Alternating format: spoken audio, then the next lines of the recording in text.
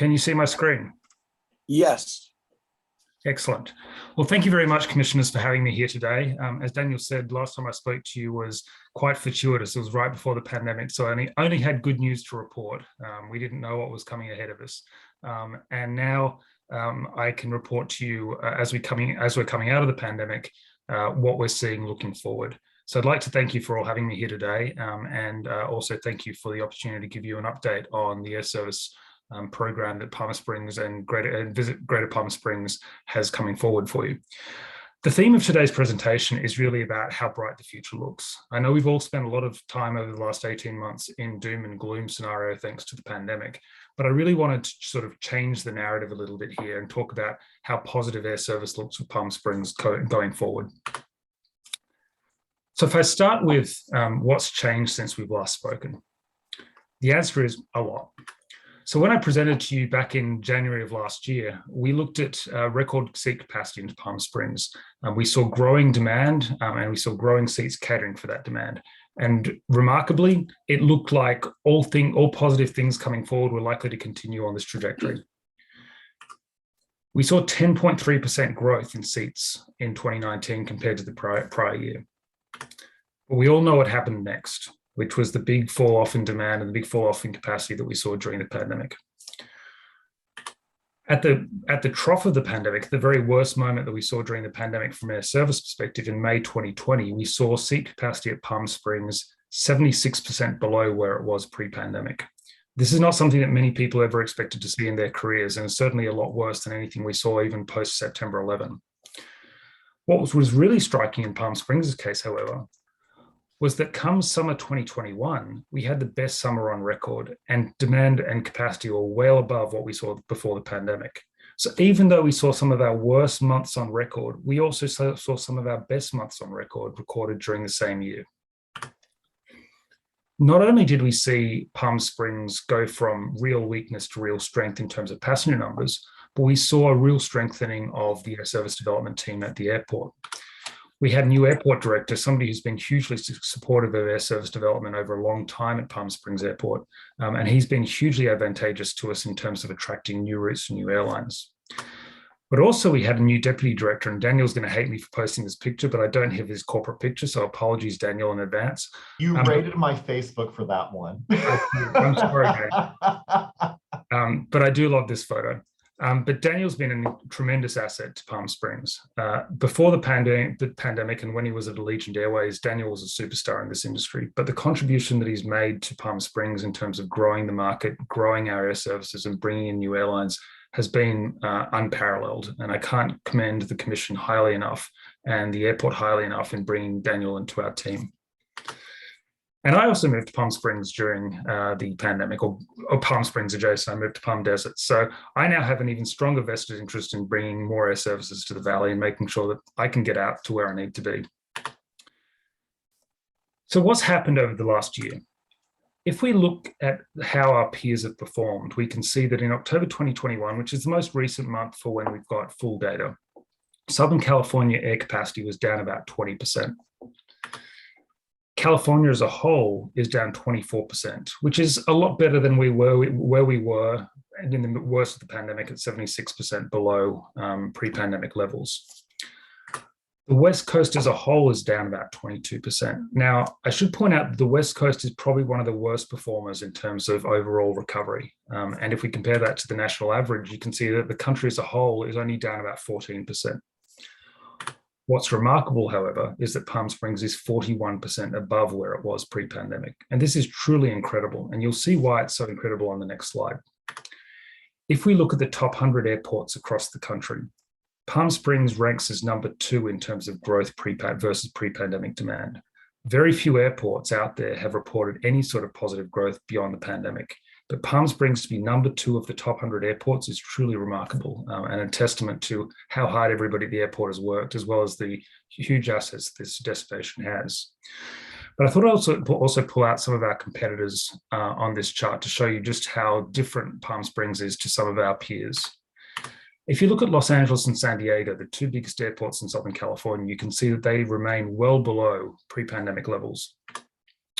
Even places like Tucson, a similarly sort of attractive winter type destination, which has a lot of leisure appeal, is still 11%. So this isn't just because we're a leisure destination that is attractive to people seeking warm sunshine. Other airports, smaller airports in Southern California, are also reporting that they are still not back to pre-pandemic levels. And even a big leisure market like Las Vegas is below its pre-pandemic levels. Our nearest airport, Ontario, is line ball with where it was pre-pandemic. And only Orange County is reporting passenger numbers above where they were pre-pandemic at 7%. But Palm Springs' growth is 6 times higher than Orange County, the next highest airport. So it's truly remarkable to see how strong Palm Springs' growth has been relative to Southern California and the country as a whole. So where has this growth come from? Which airlines are growing?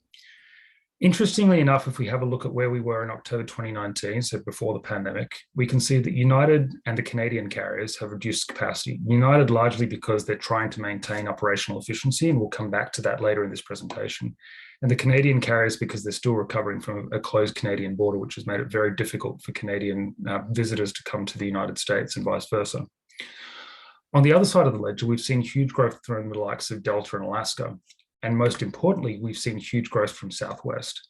So you can see there that in the period that Southwest has come into the market, which now feels like forever, but the reality is they've only been in the market for a year, they have dramatically changed the landscape of Palm Springs and our airport. And in terms of the airline mix we have today, what's also really important is that pre-pandemic, we had 3 carriers dominating 75% of the traffic in this market. So Alaska, American, and United. Southwest has made a huge difference. They've rapidly become our number 2 carrier in terms of capacity. And on top of that, they're rivaling Alaska for the number 1 position. But more importantly for residents of Palm Springs and visitors to Palm Springs is we now have a much more competitive dynamic for visitation. It now means that we have 4 major airlines that are offering seats across the country. And that allows for more competition and lower prices and ease of reaching your destination. The other thing that changed during our pandemic was our top markets. So before the pandemic, our biggest markets in terms of demand were Seattle and San Francisco, followed by Vancouver and Canada. The big change that happened during the pandemic is all 3 Canadian cities fell out of the top 10, and largely thanks to the closed Canadian border, which made it very difficult for Canadians to come to Palm Springs. And into the top 10 rose Dallas, Phoenix, and Salt Lake City, so markets which were already linked by nonstop air services. Now, what's really important for us when we look forward is what are the largest unserved opportunities for us when we think about new markets that might be linked to Palm Springs on a non-stop basis to allow for those visitors to come to our market as well as local residents to travel to those markets. Washington, D.C. and Spokane are our number 1 and number 2 unserved opportunities.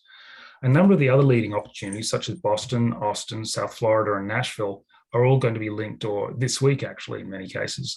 And it just goes to show just how rapidly this market is changing and evolving. But it does beg the question, will this growth continue forever? And how reliable and how solid is this growth looking forward?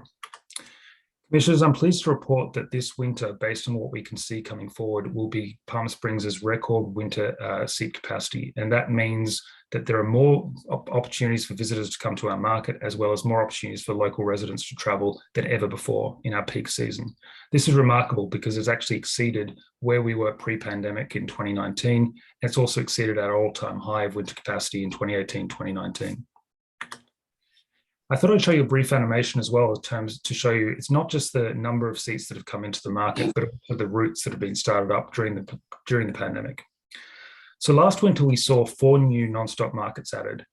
But more importantly, this winter, what we're seeing is another 8 or 9 new nonstop markets added right across the country in markets where we've never had nonstop flights before. On top of that, we've got 4 new airlines in the market, Southwest, which added last year, as well as 2 Canadian carriers and AHA, which will start early in 2022. So more seats than ever, more nonstop flights than ever, and more airlines than ever for Palm Springs. But we do need to look forward with a few with eyes on the horizon, as well as eyes towards some of the storm clouds that are gathering in our industry. If we look at the things that are going on in our industry at the moment, Palm Springs will not be immune. The first thing to look at is labor shortages. We see across the industry, pilots and flight attendants being short-staffed. And what that's resulted in is a significant lack of operational reliability from the major airlines. You might have seen in headlines across the country, thousands of flights being cut from schedules simply because they could not get the pilots to turn up to work, or too many people calling in sick, or not enough pilots on staff. This is a real problem for our industry, and going forward, airlines are looking to make changes to make sure that they can actually commit to the schedule that they publish. And that means they're actually reducing schedules going forward and fewer flights and fewer seats going into markets across the country. Not only is it staff that are a problem going forward, but it's the number of aircraft. None of the airlines expected that the market would rebound as quickly as it has. And as a result, they retired a lot of aircraft and delayed a lot of orders for new aircraft. And they're not coming this year or next year. They're coming in 5 years' time for those new aircraft. And that means in the interim that we have a shortfall of aircraft capacity. So it's not just staff, but it's also actual airframes that are a problem. During the pandemic, airlines incurred a whole lot of debt, and they've got to pay that debt back, as well as faced with rising costs thanks to all sorts of supply chain issues and inflationary pressures that we're all facing ourselves as well. And finally, one of the things that drove airline economics prior to the pandemic was the importance of business traffic. And in Palm Springs' case, a really important component of this was convention and conference traffic. These types of travelers drove higher fares. They often paid higher fares to reach their destination. And without those passengers coming back into the market, airlines are stuck with lower leisure-based fares. That means that they've got rising costs from the inflationary pressures that we've talked about without having the benefit of the higher business-related fares that they had pre-pandemic. So this does cause significant problems for airline economics going forward. I like to focus on one of those pressures, which is fuel prices. Now, we all see this when we fill up our cars with gas, but more importantly, airlines are seeing this from their perspective as well, that rising gas prices for them is likely to lead to higher airfares going forward. And that means that the days of super cheap airfares from across the country that we saw during the height of the pandemic are likely to change very quickly in this industry. Again, going back to the more positive side of the equation, we can see that Americans are prepared to travel again. 82% of Americans say they are ready to travel again. More importantly, 75% of Americans say that they are excited about traveling again. On the convention and conference side of the ledger, however, we see that most people still remain reluctant to attend conferences and conventions across the country, although that number is declining and the optimism around conference and convention traffic is rebounding. And similarly, we see that the airlines are telling us that even though corporate and business travel demand is not back to where it was pre-pandemic, the signs are positive. So things are trending in the right direction, even if they're not there yet. So what can the airport do going forward to cater to this change dynamic? Well, first of all, we need to recognize the world is different. It's not like the way it was pre-pandemic. 3 big things changed in our industry, and Palm Springs is kind of ground zero for these big 3 things that have changed. The first thing that changed was that a whole lot of people bought second homes, and second homes have changed the way people are likely to travel. So for instance, if you lived in San Francisco before this pandemic and you bought a second home in Palm Springs, it now may mean that your Monday morning meeting in New York City, you'll be leaving from Palm Springs. We need to think about how do we cater for those people who now need to get to New York City on a Monday morning who previously were living in San Francisco. Not just in terms of second homes, but people who've moved here year-round full-time, like me. It means that we have to look at what are we offering to our local residents in terms of year-round propositions for flights across the country. We know that traditionally we've had a big influx of flights during the winter months, but the summer schedule has been far less robust. As a result of the change in migration and the people who've moved into the valley, we need to think about whether or not the flights that we offer and the schedules and routes that we offer cater to the changed demographics of the valley. And finally, a really interesting trend that we're seeing as well is people who are taking extended stays. So people who are now able to work remotely are now saying we're going to work 3 or 4 weeks in Palm Springs. That changes quite dramatically how people might be consuming air travel, and it might mean that we see changed travel patterns in terms of days of week. Rather than seeing the traditional weekend patterns, we might see more people traveling on a Monday through Friday basis. From the airport's perspective looking forward, I think there's 4 big things that we need to focus on. First of all, the costs side of the equation. We need to make sure that in an environment of rising costs, particularly for our airlines, we need to make sure that we keep a keen eye on those costs going forward, and making sure that we don't raise prices dramatically, causing a sticker shock for the airlines. We need to make sure that our incentive plans are competitive and reflect the current industry dynamics, as well as the types of airlines that we're trying to attract. We need to have the right team in place. And I think this is something that Palm Springs has excelled in over the last 12 months, which is putting the right team in place to cater for both the needs of the pandemic, but also the needs for the recovery. And finally, it's about collaboration with our stakeholders. The information that we have in this valley is incredible. The data and the sources and the stakeholders that we have from our properties through to Visit GPS and all the sorts of attractions that we have in the valley, the data that they have is unparalleled. And the power of that data in convincing airlines to allocate more capacity to Palm Springs really can't be spoken too highly of. In terms of what we're focused on from air service development for 2022 and going forward, our number one priority is to fill all those seats for all those new flights that we've got coming into the valley. We want to keep those planes in an environment where airlines are looking to slash operations to maintain their reliability. We want to keep our planes, we want to keep our routes, and we want to keep the seats. In order to do that, we need to make sure that we have the demand to fill those seats to all those new markets, whether it's Des Moines or Fort Lauderdale, or even on our trunk routes to places like San Francisco and Seattle. Our second priority, which has been a priority for many years now, is to strengthen our year-round air access. And that means in the summer months, ensuring that we have a robust schedule that allows people to visit the valley as well as travel out from the valley throughout the year. Our focus on new routes in 2022 is likely to be on two priority markets, which are Washington, D.C. and Spokane. There are two priority markets in terms of nonstop access. And finally, and I'm calling this generously international ambitiousness. I know there's many projects going on at the airport at the moment, but one thing that we were focused on going forward is to make sure that Palm Springs appeal can continue to be an international appeal. And over the medium to long term, our goal is to see whether or not we can bring the right structures in place that allow for international access into Palm Springs beyond what we already have with Canada. And our goal remains in place that we want sustainable year-round access to Palm Springs, and ensuring that our airlines remain in a position where they can confidently add capacity and know that sustainability and success is likely to follow. So with that, Commissioners, I'd like to say thank you, and thank you very much for having me today. And we really do value the partnership we have with what is, I think, America's greatest airport. So thank you very much. Ollie, great presentation. Would you stay with us for a few minutes and see if any of the commissioners have any questions for you? Yes, Commissioner. Commissioners, any questions for Ollie? Seeing none, Ollie wanted to thank you and your team, wanted to thank Ulysses and his team, and also wanted to thank Scott White at Visit Palm Springs and his team to making all of this so great that we've never seen anything like this in decades.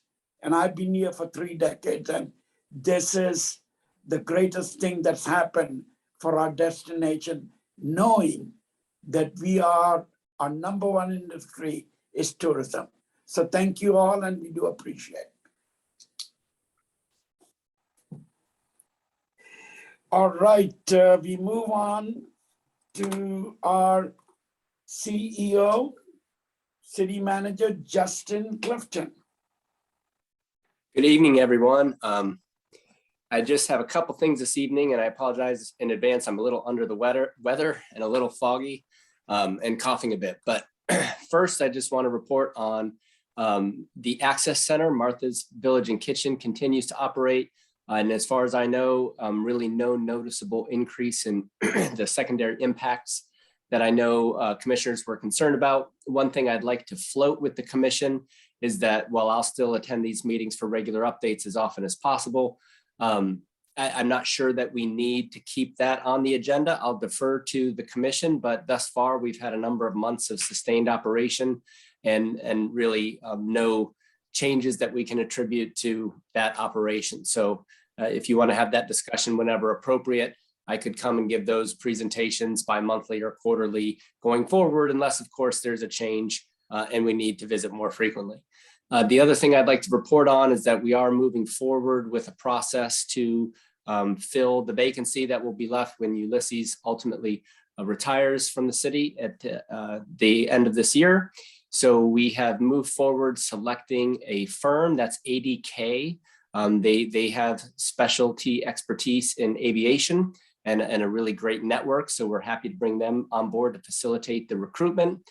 We've issued the recruitment ultimately with basic job description that's been reviewed and tweaked, as well as a brochure.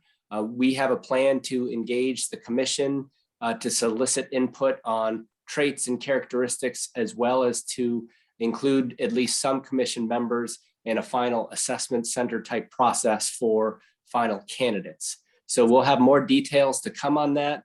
I want to be careful about how much of that process I discuss publicly, because there are certain components to that we would not want candidates to learn about too far in advance of the actual selection.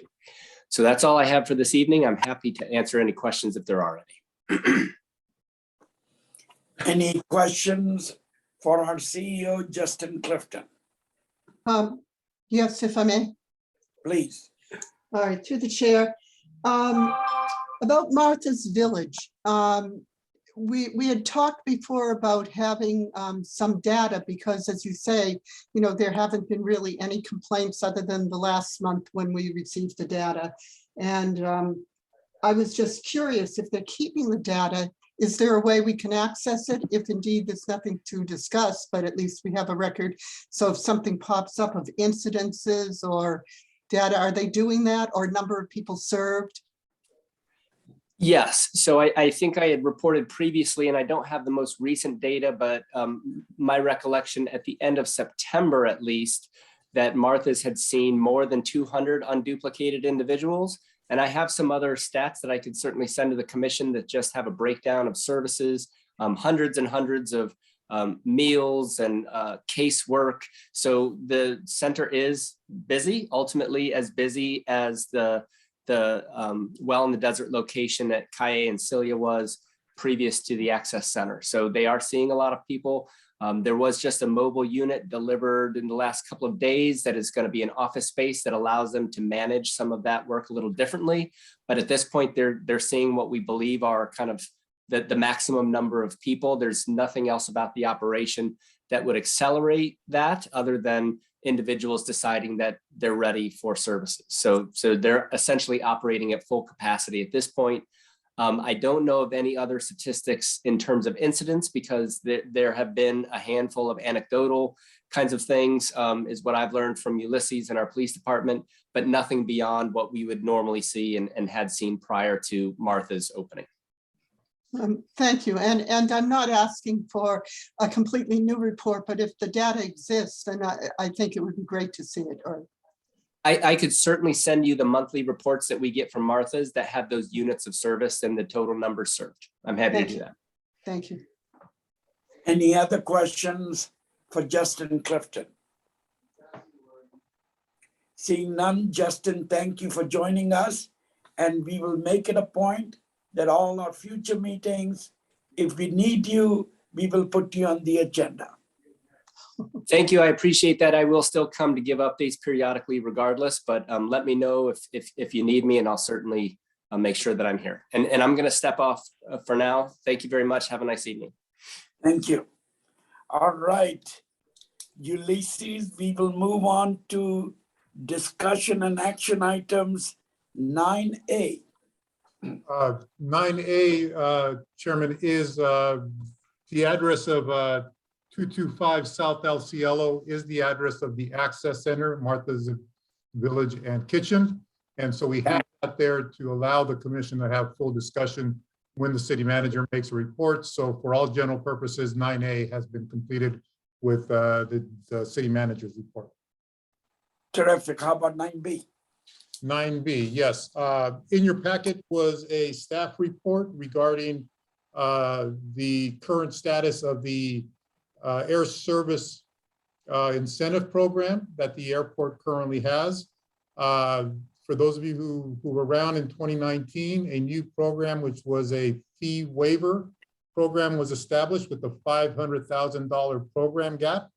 Currently, we have certain applications, primarily the Southwest application to various destinations when they started operating in October due to their frequency and the destinations under the incentive program. we are pretty much reaching that $500,000 program gap. And we have other applications that we have received that have not been processed because of the fact that the cap is being approached. So what we would like to do through this staff report and then ultimately take it to City Council, because it is at their purview to authorize additional funding, is to suspend the current program, meaning do not accept any additional applications, request for an additional $353,000 to increase the total program cap from $500,000 to $853,000, and that would allow us to meet the incentives associated with the application which we currently have in hand. And then we would ultimately look at the current incentive program and identify any changes, modifications that would need to be done to it, and potentially, obviously, ask for additional funding from a program perspective to move forward. As you saw in Oliver's presentation earlier this evening, that was one of the components critical to us being able to succeed in the future. So with that, I'll take any questions regarding the staff report. And again, the request is for your approval for us to move forward with City Council. Ulysses, is any reason we have this odd number of 853,000? Why not 900 or million? Because we are taking exactly the amount of money that we have expended or that we're going to go with Southwest through the full 1-year commitment, plus the applications that we have in hand based on the frequency and the city destinations. And it comes out to, with what we have available, what we need to fulfill the applications. All we're short is $353,000 on top of the existing $500,000, which was the program gap. So it's just the way the arithmetic works out for that dollar amount. And my follow-up question, this will carry on till June of 2022? This will fulfill the applications that are currently in hand. They've been, their start date respectively for each one of the applications differs. And I believe, I'm sorry, we did not include the start date on in the staff report. But I think, Daniel, the latest one would extend well into 2022 by the time that it expires, correct? Yes, some of the applications we have from some airlines, like say, like Flair, et cetera, would take us into November 2022 of the current applications that we have. And some of the applications were received earlier with service that's already in flying, and so therefore they would end sooner. And my last question before other commissioners can have questions, what 60 or 90 days from now, we have an airline from one of our key Washington, DC or Philadelphia would like to come in and have something. Don't you think we should have something in reserve to help and assist and go back to the council and request more funding? We definitely can potentially do that. The thought right now was Daniel has looked at the incentive program, has been speaking with Ollie and Visit Greater Palm Springs staff, and they'd like to make some modifications before we take it on out. I don't think we're going to be 60 to 90 days out. I think we'll be there sooner than that, is our hope. In the event that we do get another request, if Washington, DC or Spokane were two that Ollie identified, we can definitely make it part of that program as we go forward in the next couple of months and tell the airlines that, again, it is pending. Thank you. Any other questions from any commissioners? Yes. Ken here. So are there going to be additional cities other than the cities listed here that will be included in the proposed increase? Well, Daniel, can you give just an overview of your thinking about how we change our current listing by being city specific to what you're contemplating looking at. And again, just have confidence that whatever is proposed, it's coming back to the airport commission before we take it to city council for final approval. So you'll have opportunity to have input. But Daniel, go ahead. Yeah. So the current request for increase is just to honor the applications we've already received from airlines that are on routes that are already approved in the current program. The revision one, we want to go through, we worked with Ollie and the CDB to decide how we want to rewrite that. As you saw Ollie's presentation, he talked about making sure is our incentive program up to date with the current times. We'll do reviews of other airport programs to make sure we're meeting industry standards, which I can tell you right now, our current program doesn't actually meet industry standards. It's actually below them. So I want to do some revisions to work on that. Other things we want to pull out is maybe we would definitely want to rise possibly a city list, maybe not even having an actual city list, or it's still a work in progress. So one of the main reasons why I want to do this, for example, is say Vancouver is currently on the approved list for the incentive program. We already have WestJet, Flair, and Air Canada flying that route. Allegiant goes to Bellingham, which is just an hour south of Vancouver. As a former Allegiant employee, I can tell you Bellingham Airport was Allegiant viewed it as as their access to Vancouver. So technically we have 4 airlines serving the Vancouver metro area. If another airline wanted to fly that route and apply for the current program, they would also get incentives. I think with 4 airlines flying to Vancouver metro, we don't need to provide incentives to that airport anymore. So that's some things we definitely need to take a look at and make some changes to. So going forward with that, I'll put together a proposal for a new program. We'll bring it back to, I don't know if we'll work with the marketing committee or maybe just the commission as a whole, go over it, make a decision, make changes if needed. Once we get it figured out on our end, what all we want to do together, then we'll go to city council for approval. Thank you, Daniel. Any other questions? Mr. Chairman? Yes.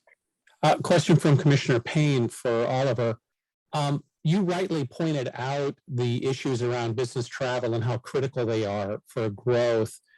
Could you give us your best assessment of what is the future of business travel, maybe looking out 24 months, 36 months? What does the industry have to do? And I'm speaking of both airlines, hospitality, convention center. What will incent business travel, or is it just basically waiting and seeing what happens? It's a great question, Commissioner. I think that if I knew the answer to that specifically, I would be a very wealthy man by now, but I think the reality is... Well, share it when you do, please. Of course. I think the reality at the moment is the airline industry is seeing certain industries coming back quicker than others. And I think that's probably a good indicator of what's likely to come going forward. One thing they're seeing very quickly is that small businesses are traveling much more quickly than big corporates are. As well as the fact that we're seeing a lot of salespeople back on the road already.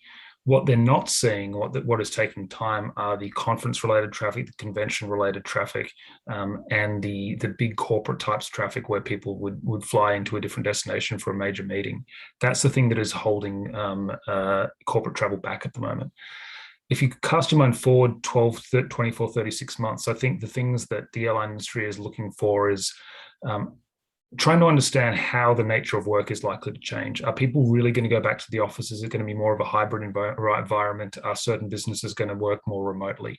That's likely to change dramatically how people travel. So what we might see is less of corporate travel being focused on the big coastal cities in Chicago, and smaller cities like Palm Springs might have more of a role to play in catering for a lot of business travel demand. But I think there is still a lot that is unknown. I think one of the things that we're waiting for is to see what corporate travel policies will be going forward. And those are still in flux, I think. And as a result of that, it's anybody's guess what we'll see in the next 12 months. But I'm an optimist. I think we'll get to a point where business travel will be stronger than it was pre-pandemic. Thank you. Any other questions? I've got a question, Mr. Chairman. The first question is what these funds are coming from a specific designated advertising fund, or what funds are being specifically used for this? This is a fee waiver. So in lieu of receiving payment for landing fees or hold room fees, we waive those fees. So it's not a a reimbursement or a monetary incentive. It's a fee waiver. So the airport does not collect that fee. Okay. Second question is that, are there other needs the airport would need, especially in infrastructure or facilities, that these funds would be needed? I don't believe so. This program has been budgeted. It's only, until this point, it had been about $1 million over a decade worth of time. And this current program is a $500,000 fee waiver.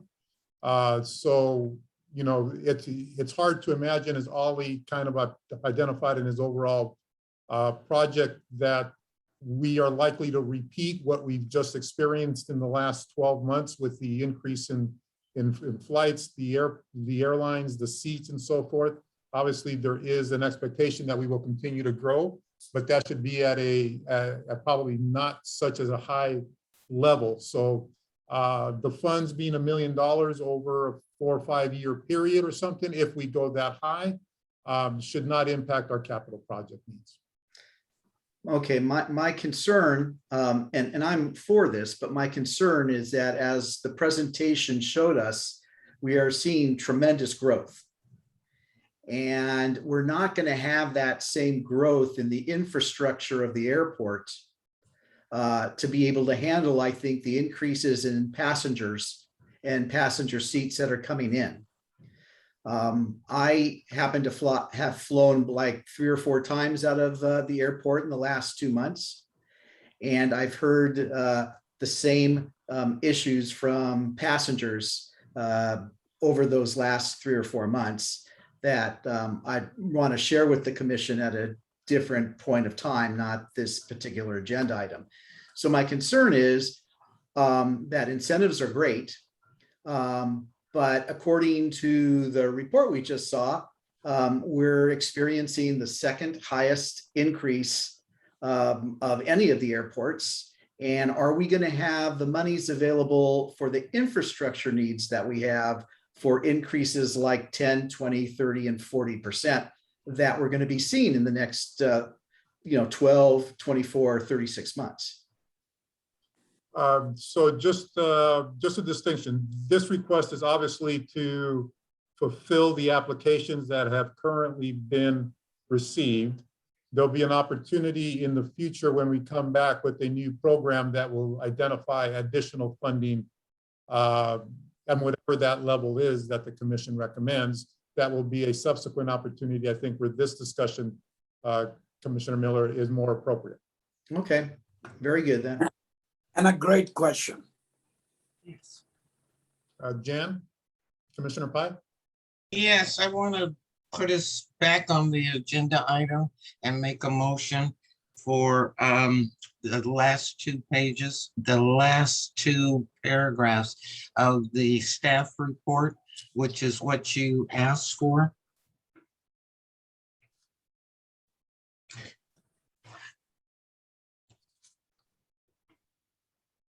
Correct? Yes. Okay, that's my motion. I'll second. So we have a motion and a second. Any questions? Seeing none, all in favor? Aye. Aye. Any opposed? All right, we move on to Ulysses, your report. Yes, we're going to have Harry Barrett, followed by Victoria, followed by Daniel with their presentations. Harry? Thank you. Can everybody hear me? Yes. I'm glad you can hear me this time. Thank you. So I don't have slides today, but I did want to provide updates on a few things that we are doing at the airport. The first is the ongoing passenger boarding bridge replacement project. So we're about 80% completed with that project. We still have 2 bridges remaining to be replaced. That's Gate 10 and Gate 7. We're currently working on Gate 10. We anticipate that bridge will be completed the first week of December. And then we would then follow with gate 7. We're working on one bridge at a time to accommodate some of the increases in capacity at the gate and some of the constraints that we're having with aircraft parked at the gate. We did have to upgrade the feeder lines to those gates to upgauge the power. So that's why the delay, but we do anticipate that we will hold to our original schedule, which will be the end of January for completion of the passenger boarding bridge replacement project. The second thing I wanted to talk about was our parking situation here at the airport going into holidays. We will be opening the holiday lot south of Kirk Douglas Way starting on Tuesday.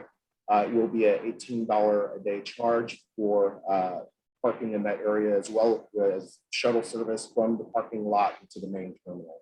That shuttle service will go from Tuesday through the 1st of December under the current ABM contract.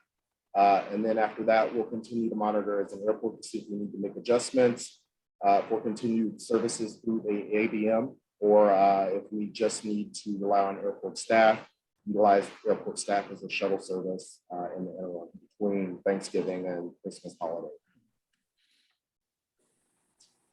One other thing I wanted to discuss, so with the increases in flight activity and the increased passenger traffic, we have worked with TSA to adjust the screening hours for passengers and for baggage. We had been talking to them. They typically open at 4:30 in the morning. We've discussed with the potential of opening at 4 o'clock in the morning just to accommodate some of those early morning flights for the passengers outbound. And TSA has agreed. Also, to facilitate the process of screening passengers, we're working with them on their K9 program so that we can get passengers through the facility a lot quicker and make it easier for folks to fly through the facility. Fourth, with the addition of Swoop coming into the market next month, the gift shop area, or the former gift shop area in the central terminal, we're looking to turn that area into ticket counter space. So over the next few weeks, we will be inserting new ticket counters and a small airline ticketing office in the gift shop area to accommodate the new entry of Swoop. And then finally, we did hire a new executive administrative assistant. Her name is Christina Brown. She has tons of history. She's come from the city of Laguna Beach and city of industry. She's worked in various positions from the city manager's office as an executive assistant to the city manager, as well as in accounting positions. And that concludes my report. Thank you. Thank you, Harry. Any questions for Harry? Yeah, Harry, I've got a question. As I mentioned earlier, I've gone through the airport 4 times now, well, 6 times counting the round trip. I've heard the same comments from other passengers in all times I've been through there and experienced the same thing, and that is baggage claims and the length of time it's taking. 2 or 3 of the times I was there, it took over an hour to get the baggage from the airline that we came in waiting for baggage to come to the carts. And then there were several announcements made that because of staffing shortages, everyone was working shorthanded, and please be patient. Well, I can understand that, and that's kind of a reality. That did not leave favorable impressions on the travelers that I was standing around. I, of course, did not say anything, but the comments from other people were not what I would call positive. And I think we need to figure out something. Now, maybe those 3 or 4 times I was traveling, were out of norm. But it really left a bad impression on these travelers. And I'm wondering if you've gotten any feedback from that and, what we can do to help facilitate that. As an airport, I don't believe that we've gotten any direct feedback unless Ulysses or Victoria or Daniel have heard of something. I don't think we've gotten direct feedback. I do know that Daniel has been tracking some of the issues on social media, and he's been responding accordingly to those. The airport staff has been working with the ground handlers to try and facilitate where we can their operations, but staffing shortages are a thing, and they have been impacting some of the services here at the airport. So we will continue to work with the ground handlers on that, and we will continue to work with the airlines. I would say be patient with us as we work through that process. I don't have specific answers for you, but I'd be interested to know on those days that you flew what happened, and maybe I can track down some of those answers. Sure, I'll email you the dates and the times that I came in, and so that you can maybe track what was going on. But it was even. I'm concerned because we're going to see growth continue, and if these problems persist, I think our forward momentum is going to be stalled with many more negative comments, and I certainly don't want to see that happen. And maybe we need to hire more people, or maybe the baggage handling firms need to hire more people, or whatever. But I think we really should be sensitive to that, because it was pretty bad, and I could see it happening once or twice, but the 3 times in a month that happened, I don't think is appropriate. So, okay, yeah, thank you for the comment. I'll take a look at it. Any other questions? Seeing none, Harry, thank you. We move on to Victoria. Hello, good evening. I actually want to just kind of piggyback on what Commissioner Miller was saying about the staffing. And we actually are hosting a job fair for our tenants on Tuesday, November 30th. So that's what the airport's trying to do to assist so that we can help our tenants here and make sure that they're able to get the adequate staffing that they need. The last job fair that we did maybe 3 months ago, we had maybe about 200 participants show up. And we did have a lot of exhibitors, tenants from the airport there. It was strictly just for the airport. So we hope to have a successful turnout this time. Right now we have 12 exhibitors from the airport, tenants that are going to be there at the Palm Springs Convention Center. So, you know, we understand the frustrations that are happening, and we're trying to assist in any way that we can. And a job fair is one way that we're working on it. So. Okay, so let me go ahead and share my screen. Give me one moment. All right, so do you see the presentation mode of the financial summary?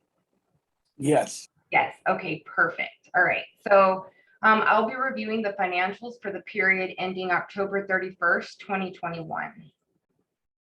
Oh, but before I do that, I just want to say, thank you to all the commissioners that were able to make it out at our Parities Happy Hour. We had a great turnout of commissioners. Mayor Holstage was there. Mayor Pro Tem Middleton was there. We had the Parity staff. We did a toast instead of a typical ribbon cutting. We even did tours with the commissioners to show all of the food and beverage restaurants. And there were even some sample cocktails there, and even mocktails that did not have alcohol in them at the Buzz by Barfly. There was even some finger foods, and then they, if the commissioners liked, they had a chance to tour the baggage handling system. So that was a very successful turnout. And so we just want to say thank you again for making it out. All right, so now on to the financials. This time of year, the actuals should be at or around 33% of the annual budgeted amount. The airport tracks revenue as a percent of a full year, and revenue sources are not created the same throughout different months of the year. The customer facility charges increased by about $103,000 when compared to prior period. The revenue has also surpassed the fiscal year 21 and 19's revenues for the same time of year. The passenger facility charges increased by approximately $434,000 for this period. The airport O&M fund is at 31% of the budgeted $22.5 million. If you direct your attention to the bottom of the half of the screen, the top three revenue generating accounts in Fund 415 are the on-airport rental car, the terminal airline space, and the leased parking, which is approximately 49% of the annual budget. If the airport activity remains constant, staff anticipates revenues will exceed the annual budget.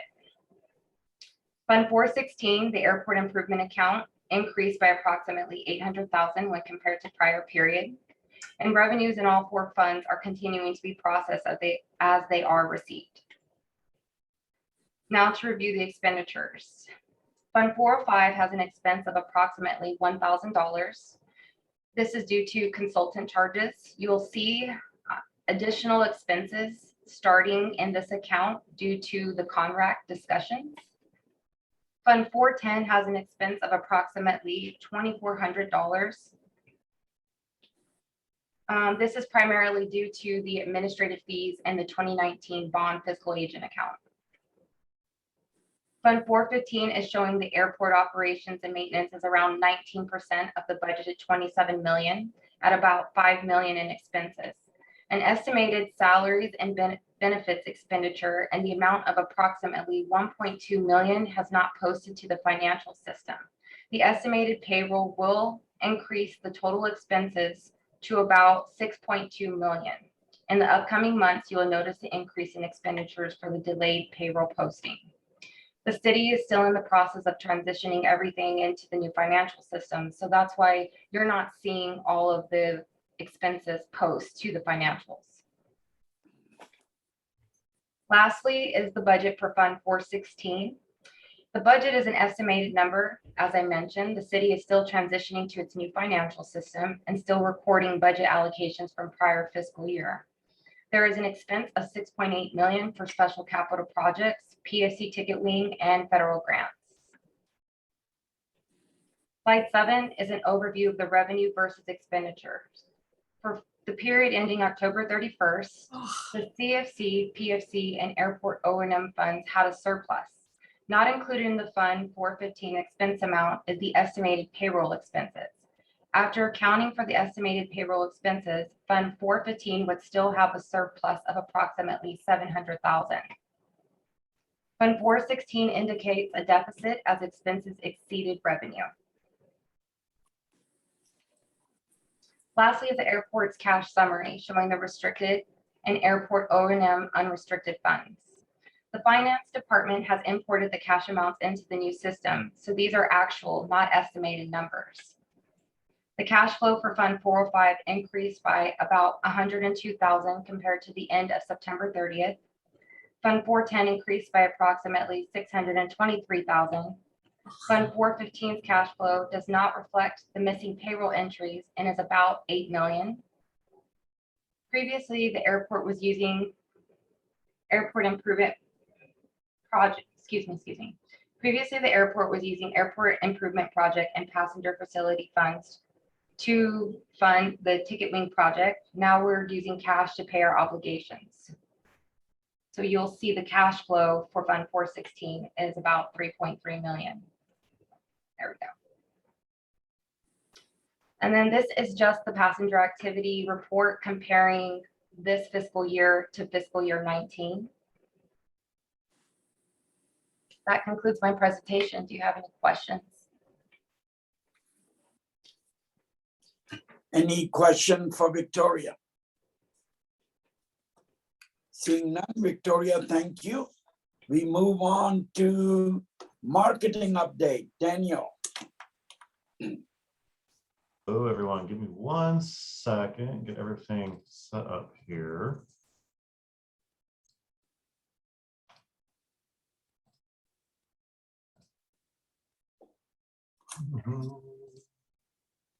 All right. Okay, so back another month, another meeting. So today we had the launch of Allegiant's new nonstop service to Nashville that took off. We had Nona with a Chamber of Commerce joined us, Gary with the CVB, or Visit Greater Palm Springs. I gotta get used to that new name. Rob Hampton with Visit Palm Springs, and of course, I think some of the Allegiant flight crew jumped out and helped us cut the ribbon on that one. We sent that off. I think the flight left at 11:10 this morning, so a little bit early ahead of schedule, which is always great. Later up this week, they're also launching a new service to Des Moines, Indianapolis, and Provo. Those are taking off tomorrow and Friday. And then Alaska is launching their service to Austin and San Jose on Friday. So instead of doing a launch of it for every single route, since we have so many this week, we have opted just to do one per airline, one for Allegiant and one for Alaska. Also, if there's any commissioners, if you're able to attend on Friday, please shoot myself or Nadia an email and let us know. We'd love to have you come and help us celebrate some of the new service. You need to be here 9 o'clock on Friday morning. If you're interested, just let us know, please. Next up, so in order of announcements, we've had several announcements, a couple more announcements since our last meeting. We now have AHA coming to Palm Springs with year-round flights to Reno, Tahoe on Mondays, Wednesdays, and Fridays. They are America's newest airlines, owned and operated by ExpressJet. ExpressJet formerly did a lot of flying under the United American and Delta names, but now they're going out on their own with this venture. Flights start on January 3rd of 22, and go to flyaha.com to book tickets. Next up, we have Swoop coming in. They'll do twice weekly flights on Mondays and Thursdays to Edmonton. They are a Canadian ultra low cost carrier, so very similar to Flair, who is coming in December, and then also Allegiant that we already have. Their flights start December 16th, and flyswoop.com to book for those. Oh, also a side note on the Allegiant route launch today, Allegiant started a fare sale as well, where they're doing flights for as little as $33 to Des Moines and Provo, I think $39 to Indianapolis, and $44 one way to Nashville. I think you have to book by the end of this week, but visit allegiant.com if you guys are looking to go to those places. You'll get some great deals on tickets.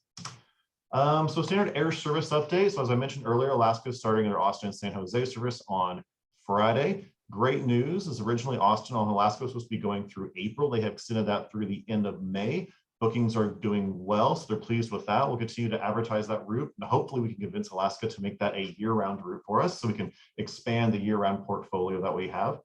They start their Boise service, will return on December 16th. Currently, we have Allegiant running Boise twice a week as well. Then Alaska will come back, start returning theirs in December. As I mentioned, Allegiant, those routes are starting this week. Their Eugene service returns on Friday as well. We had that last season as well, so this is their second season operating Eugene. Delta, again, I think I mentioned this last meeting, but Atlanta and Minneapolis are set to return on December 18th. Flair, one of our other new airlines, they start their first flights the week of December 17th to Edmonton, Vancouver, and Toronto. JetBlue, Boston returns on Christmas Day. Lauderdale returns on starts on December 23rd. Originally, it was going to look, well, because you guys remember, we've had a lot of change with this one thanks to the pandemic. They were going to kind of run this for like 2 or 3 weeks over like the holiday season. They're kind of scheduling out like more like the high periods. Like we'll have some flights, it looks like in March and April, like spring break kind of time. So we're going to have kind of scattered, I'll call it Fort Lauderdale service throughout the rest of our season, it looks like. So that's a plus and moves in the right direction at least. Southwest, Portland starts on the 20th of this month. Chicago Midway, both are seasonal. Chicago Midway starts on the 23rd. And United moved their LAX start. It was supposed to start on Halloween. They changed that to December 17th. So we'll be having LAX back in mid-December. Passenger trends are doing great. October was another record month for us. Previous record was set in 2019. This one is this is our 5th monthly passenger record in a row that we have set. I think it's approximately a little over 28% better than October 2019. So definitely excited to see that with the flights coming in, the people are filling up the seats and they're coming to visit the Valley and they're choosing to fly Palm Springs. We do expect this trend to continue through the year. On this chart here, you'll see that November, the number of available seats in November is a little over 14% higher than in November 2019, and December is over 16% more available seats than we had in December of 2019. So we definitely expect this year to finish out very strong, and I'm looking forward to a strong start to 2022 for the same reasons. January, we have almost 20% more available seats for sale in January than we compared to January 2020. And then in February, we have 15%, a little over 15% more available seats for sale than we did in February 2020. So those are looking great. Of course, those 2 months of 2020 were great months until March happened. So when it gets to the March numbers, I'm not quite sure how I'm going to display do a comparison for this, but I'll figure it out for you guys. Some other things we've been working on, as part of the marketing department is community engagement, getting out and getting involved and spreading the word about Palm Springs. As I mentioned last commission meeting, we participated in the Greater Palm Springs Pride a couple weekends ago. We were a community level sponsor. It was our first time participating in Pride. We took, as you can see on the screen, one of the aircraft rescue and firefighting vehicles was our float. We definitely use that because it's big, it's yellow. People will not miss seeing the airport in the parade. They knew we were there, and it's so much different than when people see on the regular fire trucks that's fight a house fire. So it was great. It is had a lot of great positive comments and positive reactions from the crowd. We were in there. We're handing out PSP swag, sunglasses, and bags and stuff like drawstring backpacks for them to put their thing in and carry around. Thank you to all the commissioners that did come out and participate and walk with us. We appreciate that. And Peter, I hope you are doing better and doing well. I see you're home, and so we're glad to see you on the meeting. Also doing other events. I'm looking at doing some options for the Indio Tamale Festival. However, that is in 3 weeks, so I don't know if we'll be able to get everything up. They talked about having and doing an activation space for us, which is basically a booth. And within 3 weeks' time, I'm not going to have time to get everything ready. So we're seeing what other kind of options we may be able to do to participate in that, because we want to be able to expand out and reach the entire valley and all the different communities as well, not just things that are going on Palm Springs, obviously. So we may do something at Tamale Festival this year. We might have to do it 2022, but I'm working with their staff right now to see if that might be something, an option for us.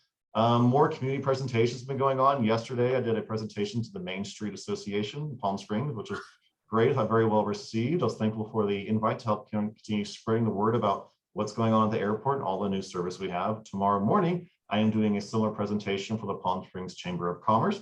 Just again, letting everybody know about the great options we now have and helping people can fly local. Some other things are coming through. If you guys remember, the part of the marketing communications plan included some of us getting into industry and getting more involved with the industry and industry events of aviation, specifically air service and marketing. I applied for and was recently elected. Well, I was nominated and was elected to the Airports Council International Air Service Steering Group. They're a national leadership group for ACI's Air Service Committee. This committee, NA's North America, the USA and Canada, obviously, focuses on issues related to development, maintenance, and retention of air carrier services to member airports. They develop and advocate on regulatory and legislative issues related to air service. The group interacts with the FAA, US DOT, and Transport Canada on issues that may impact air service for airports. Some of the working groups that they have include air service, focusing on smaller airport challenges, air service policy issues, air service resources, and also doing event planning for air service conferences. Their big conference they plan every year is the annual Jumpstart Conference, which is a huge air service development conference where airports and airlines get together and do speed dating of about 20 minutes, in that airport make a business case to an airline to either come to the airport or expand service. And so this is definitely a great conference. And so as a steering group member, I'll be part of the group that helps plan putting on this conference and putting it together. Again, as I mentioned, this is part of the MARCOM plan, so I'm happy I can check one of the boxes off from that new plan we just got. This is a 4-year term, so also want to mention that Ollie, his company, Elon Pacific, one of his employees, Carrie Kelly, she also works with Palm Springs and has us in her portfolio. She's a great member of our air service development team. She was actually elected to the same steering group as well. So she and I will be able to work for it and build advocate for Palm Springs. And if I get my way, I'd like to bring that large Jumpstart conference to Palm Springs. Because what's great about that is all the airlines throughout North America, US, Canada, Mexican carriers, even some other international carriers occasionally attend, but all the people who do the network planning, who are the decision makers for what airports get service and where the planes are going to fly. If we can bring that conference to Palm Springs, we can get them here for a full week, seeing how great our valley is and just getting some positive exposure with the airline decision makers. So that's definitely something I know Carrie and I will probably work together on, probably more so me than her, because she does have other airport clients, but I'll definitely get her to try and help support me if I can. Other than that, that is actually the end of it. So does anybody have any questions? Great report, Daniel, and hoping you can lend that meeting or convention will be nice. Thank you. Any other questions? Seeing none, we move on to any committee. Go ahead. I'm sorry, Chairman Dada. I got a couple of additional points that I just want to share. Please. So one is earlier this evening, you received a letter via email from a Mr. Noose regarding airport noise, similar to the presentation from the Heckers this afternoon or this evening. So it'll be included into your package for next month. The Infrastructure Investment and Jobs Act, which federal program, $1.2 trillion, was approved. There's $25 billion in there for aviation infrastructure funding. $15 billion are for airport infrastructure grants. They're going to be distributed by formula with local match requirements. $5 billion are going to be new for airport terminal programs, and they're going to be a competitive grant requirements. And then there's $5 billion for air traffic control towers. So there's some additional funding likely to come by way of Palm Springs. We definitely are going to wait for further guidance from the FAA and the DOT, so that way we can fully take advantage of getting critical funding for additional capital projects here at the airport. We are restarting our discussions soon with the car rental companies. We wrote a letter to them asking if they were ready to re-engage, and all three major companies said yes. So we are going to start that discussion here shortly regarding the new consolidated car rental facility. And that just concludes my my announcements for this evening. Any questions for our executive director? All right, we move on to commissioners' request and reports. Yes. Ken Hedrick, I'd like to suggest that we consider forming a subcommittee on the capital plan. Since capital planning is a big issue, we're looking at some major growth, and I think it would be helpful if the board had a subcommittee to work with the airport administration on the capital plan. And how about having the budget committee take a lead on that? That would also work. But I just wanted to throw that out. Thank you. Anyone else got any comments? Tom. Yes. This really builds on Ken's suggestion as well as Ulysses' comments about the Infrastructure Act. When we selected our priorities for 2022, we said that the additional topics, many of them are capital projects, we would defer to a strategic planning session that we would hold to really focus on those topics, to get smart about those topics, and to try to come to some consensus about how we would move forward longer term in a more strategic plan against some of those items that were identified. Some are capital projects, some were marketing projects attracting more airlines. Some are other types of investments like market research, solar, et cetera. And so we've talked to a few commissioners about how we would structure a one-day offsite to get us all together along with airport staff and perhaps the appropriate city staff to look at all of those different things. And I think, Ken, in this exercise, we would address, get smarter about some of these capital projects, also in light of the impact or potential with the infrastructure funding. So wanted to let you know that we're thinking about this.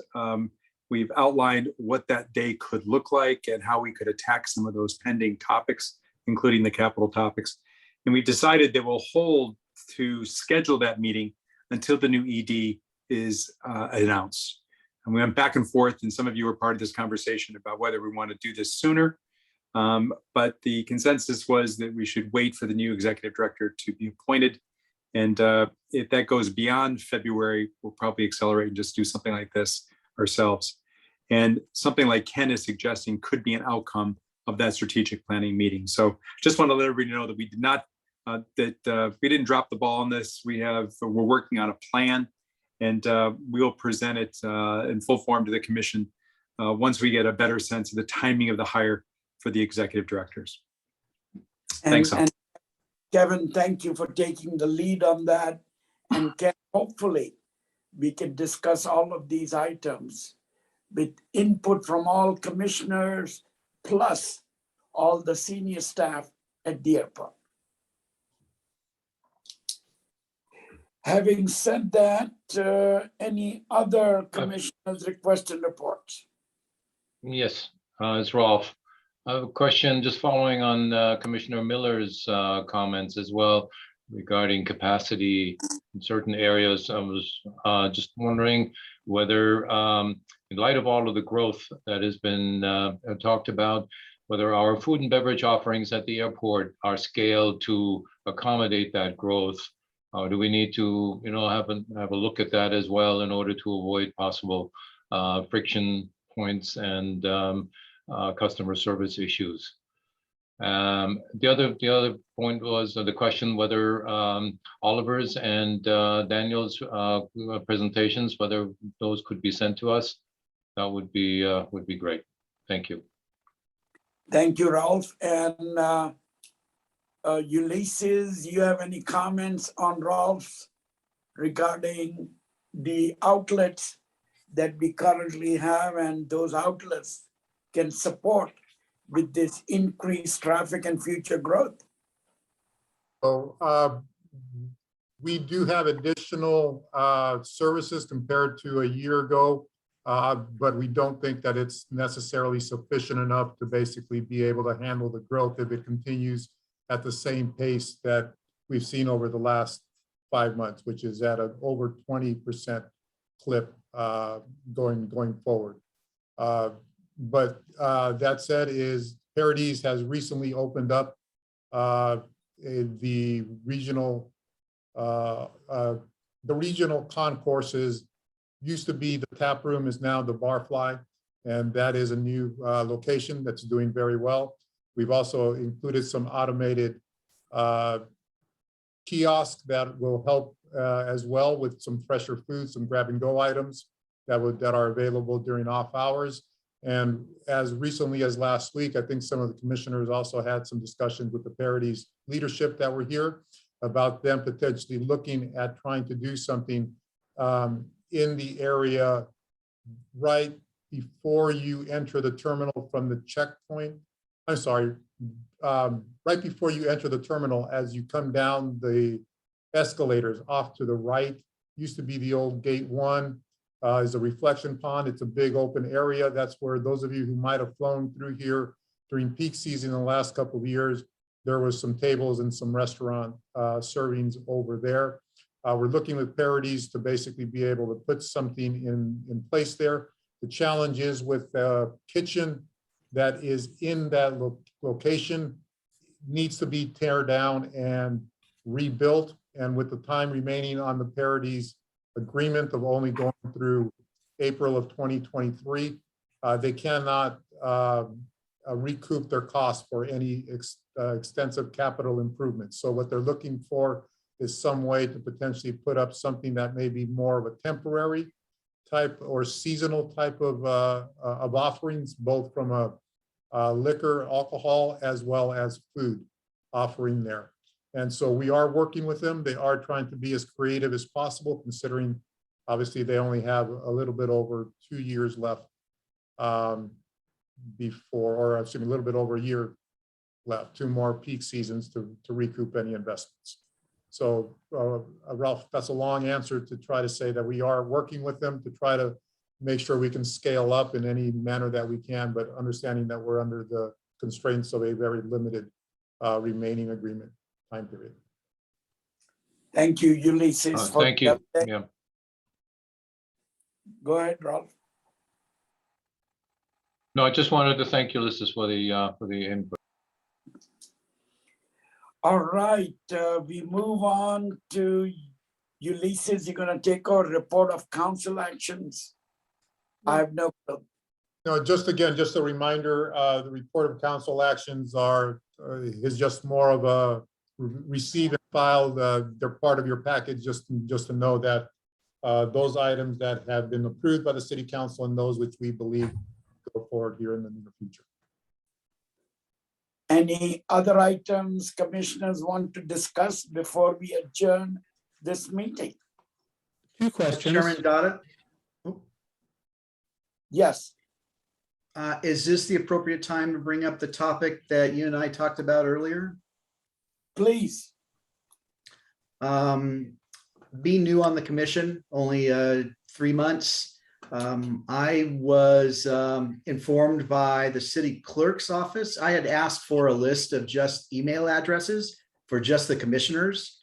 I had a couple of ideas and on some of the goings and conversations that we've had over the last few months. And I wanted to email a couple of the commissioner, or actually just one commissioner, about some ideas that I had, especially on the marketing side, because I'm not on the marketing committee. And I was told by the city clerk's office that that we had to do all communications between commissioners through staff, and that we were not supposed to get emails or talk to each other without going through staff. And I was wondering if the commissioners, other commissioners, knew about this.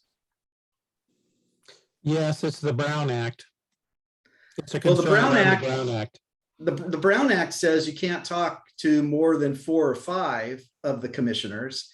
Doesn't say you can't talk to one. I think it's perhaps overzealous, but I think that's what's driving it. But I'll defer to someone who's been on the commission longer, have the same issues, Commissioner Miller. I think I don't think that's, I think we're all responsible individuals. And I think we know, because we've all technically been trained on the Brown Act, when we shouldn't and shouldn't violate it. And I just find it fairly restrictive to talk to a fellow commissioner about things. And we have to go through staff. I mean, staff works, doesn't work on Fridays, doesn't work on Saturdays, doesn't work on Sundays. Many of the commissioners, especially those who have full-time jobs, that's probably when they do a majority of their commission work, or at night for that matter. And I was just wondering if this is a problem with other people. If it's not, then that's fine. But I certainly would like to be able to communicate with a commissioner or two on other ideas without having to go through airport staff. What I would like to do is I will reach out to our city clerk, Anthony Mayer, discuss with him, and then get back to you. Okay, I appreciate that. I just think that we're intelligent people, and we know not to violate state law. And but I would like to be able to talk to fellow commissioners, so without violating the Brown Act. We will get back to you. Thank you. Commissioner? Oh, sorry.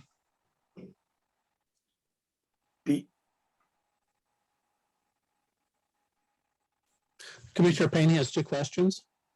Yes. The comments from the public in the letter was around noise, and I just had a question regarding noise-proof funds that Palm Springs Airport has access to, and perhaps this is a Ulysses question. If someone has a noise issue, are there federal funding through the airport that can resolve that issue from a soundproofing standpoint? The response is somewhat complicated. In short, I believe to the question that you're answering would be no. The longer answer is the FAA does provide grant funding for airports for noise mitigation programs that go through a formal Part 150 study and identification of those areas that fall within a certain decibel level or contour around an airport in order to either purchase incompatible homes or business or properties, or soundproofing, or doing soundproofing.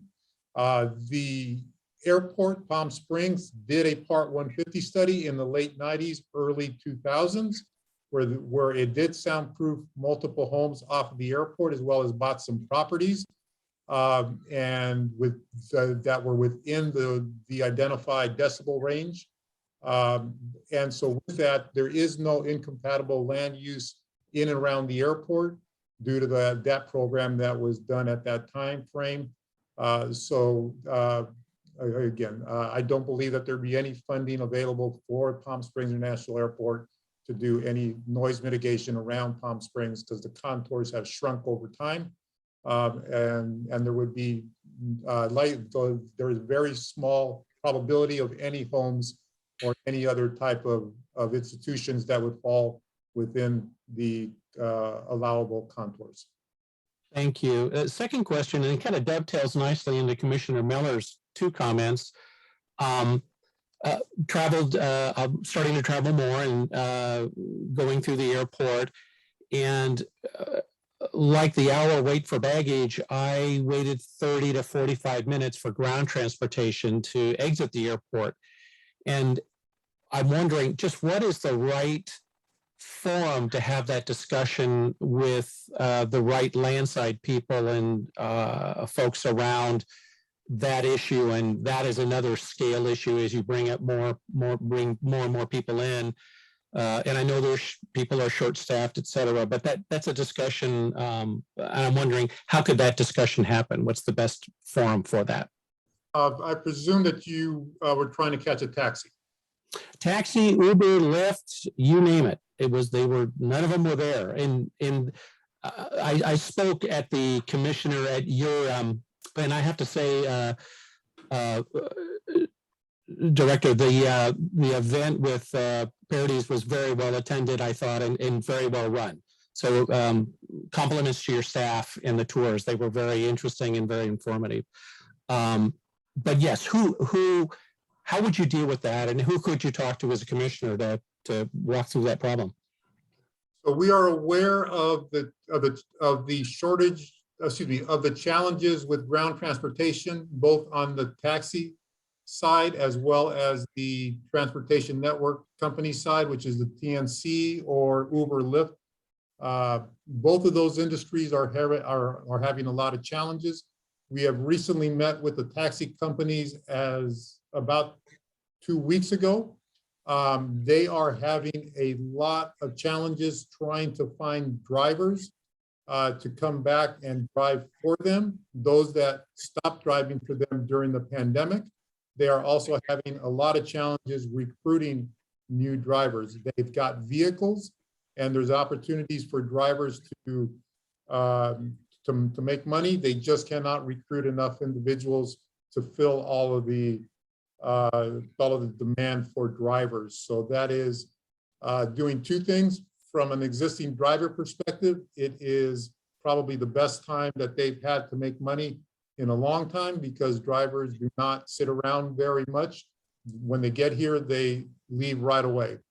Challenge obviously is during peak times when there is a large influx of arriving passengers that are all waiting on the curb. And at that point in time, we have seen extended wait times. We are working with the taxi companies as much as possible. They are trying to do whatever they can to hire more drivers. They participated in our job fair back in August, and I'm not sure whether they are participating in the job fair moving forward, but we will reiterate to them that, again, here's an opportunity for them to hire more drivers. So we are working with them. On the Uber and Lyft, there is not only challenges here at Palm Springs, there's challenges throughout the country with Uber and Lyft trying to recruit as well and retain drivers. And so Palm Springs, unfortunately, is one of those areas here at the airport which is experiencing shortage of drivers, both on the taxi and the Uber Lyft, and it's more